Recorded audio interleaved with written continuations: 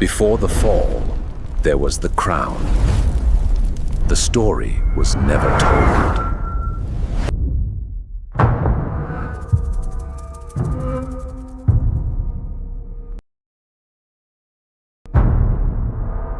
In every forest, there is a silence that does not sleep, a silence that listens, that breathes, that remembers, and in that silence the Oba waited.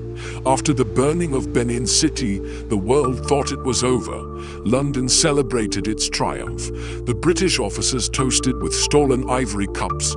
Newspapers called it justice, civilization, peace, but deep inside the groves of the Niger Delta, the true story was still alive, hiding, breathing, bleeding. Oba Ovonramwen was not dead. He had become shadow, mist, myth, moving from village to village in the creeks of southern Nigeria, protected by loyal chiefs, elders, fishermen, and spirits. He left no footprints, but his name stirred in every pot, every prayer, every breeze.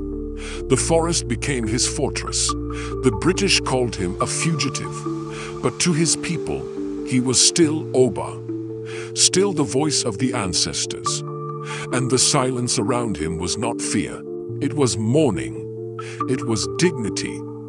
From late February to early August of 1897, the empire hunted. Soldiers and native collaborators searched villages, bribed informants, threatened children, burned more shrines. They said he was hiding magic.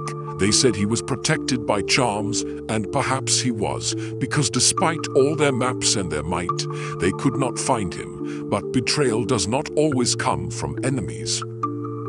In the third moon of exile, Oba Ovonramwen sat beneath a giant Iroko tree in a fishing settlement called Ugotan. He stared into the fire as elders debated, do we fight till the last child, do we vanish into myth, or do we face them, eye to eye, and let the gods speak for us? He did not answer, not with words, but in the silence the trees shivered, and the next morning he rose. By August 5th, the British finally received a message. The Oba would surrender, but he demanded respect. He would not be captured like a common thief. He would walk with pride. And so, on August 9th, 1897, Oba Ovonramwen Nogbaisi appeared from the mangroves. Robe torn, eyes fierce, heart unbroken. He did not beg, he did not kneel. He simply said, I am the Oba, let the world bear witness. But what the world witnessed next was not justice. It was theater. They paraded him through the streets like a criminal. They brought him before a tribunal in the very city they had burned, a court with no soul, a judge with no understanding of culture. They asked questions designed to humiliate. They called him a murderer. They showed no evidence. They read lies off paper written in London. And he answered with silence, for the Oba knew no truth survives when spoken to liars. So he stood quiet while they passed judgment. They said he ordered the killings of Phillips and his men. They said he allowed human sacrifices. They ignored the Igwe festival, ignored the warnings, ignored their own violence. Then came the exile. On September 13, 1897, under heavy guard, the Oba was sent to Calabar, a colonial outpost on the southeastern coast. He would never again see the throne of Benin, never again wear the coral, never again walk through the sacred halls where his ancestors ruled. But do not mistake that for defeat.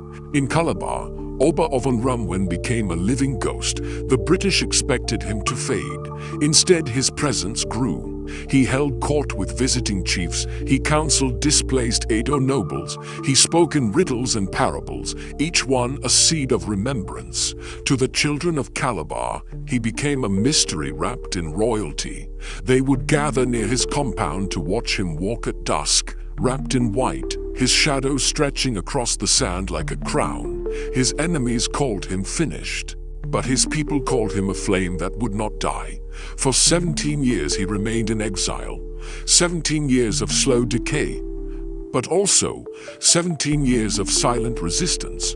Every letter he wrote, every visitor he received, every quiet ritual he performed under moonlight, all were acts of survival, acts of memory. And when he died on January 1914, the earth trembled. It was not just the death of a king, it was the closing of a chapter. For in that same year, the British completed their greatest betrayal. They merged the northern and southern protectorates of Nigeria. They created a country from conquest. They drew lines across ancient kingdoms, and they buried the real voices under a single name, Colony.